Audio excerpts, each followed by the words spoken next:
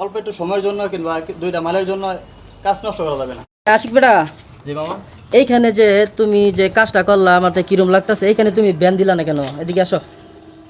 এটা মামা, হ্যাঁ এটা মামা ব্যানের সাথে এটা তো অনেক ভালো হয়েছে। ব্যান দিলে তোমার হ্যাঁ এটা উপরে একটা ব্যান দিলে তোমার উচ্চ আওয়াজে তোমার লাইনটা এদিকে সমস্যা দেখা দিত। আপনার মরাটা আসবো যে এদিকে আপনার জ্বালান আছে, হ্যাঁ ই আছে, যত নিচে রাখা যায় আমরা। হ্যাঁ এখন আমার আবার এটা আমি সুদা দিতে পারতাম। জি সুদা দিলে হয়তো কি ময়লা রাইসা এখানে পুরো পাইপটার মধ্যে সবসময় ময়লা থেকে যেত। জি এখানে এটুকু পাইপ আলাদা করে দিলাম, ভিতরে টুকু আলাদা করে দিলাম, জি যাতে ময়লাটা এদিক থেকে আসলে এখানে পরে যাবো, মানে এই পাইপটা ফ্রি থাকবো। জি পরে আবার এখান থেকে আরেক টাকায় যাবো ট্যাঙ্কি, জি। জাম্পা যাওয়ার সম্ভাবনা খুব কম থাকবো। আর এই যে এখানে যে ডোর ব্যান দিছো, এটা কি জন্য দিছো? এটা যদি আমার ফ্লোরের ভিতরে লাইনটা গেছে জি ওই পাশে পর্যন্ত, হ্যাঁ আমাদের যদি কোনো সময় কোনো সমস্যা হয় যাতে এটা খুললে আমরা কিছু একটা করতে পারি। হ্যাঁ, খুললা যাতে জাম ছুটান যা না। আর এই যে এইখানে তো দেখতেছি তুমি অফসাইড ব্যান দিয়ে তুমি এটা মিলাই দিছো। এটা আমার একটা পাইপ ওভারটেক করতে গেলে আমাদের অফসেট খাওয়াইতেই হয়।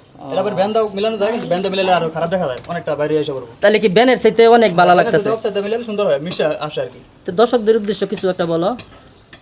দর্শকদের উদ্দেশ্যে এটা বলতে চাই, আপনারা যারাই বহুতল বিল্ডিং এর কাজ করেন সকলেই আপনারা সব সময় আরসিসি লাইনগুলা মিলাই করার চেষ্টা করবেন, সঠিকভাবে সঠিকভাবে সুন্দর দেখা যায়। একটা বিল্ডিং এর কাজ সারা জীবনের জন্য, যাদের বিল্ডিং থেকে কতদিন থাকবে, কারণ আমাদের অল্প একটু সময়ের জন্য কিংবা দুইটা মালের জন্য কাজ নষ্ট করা যাবে না।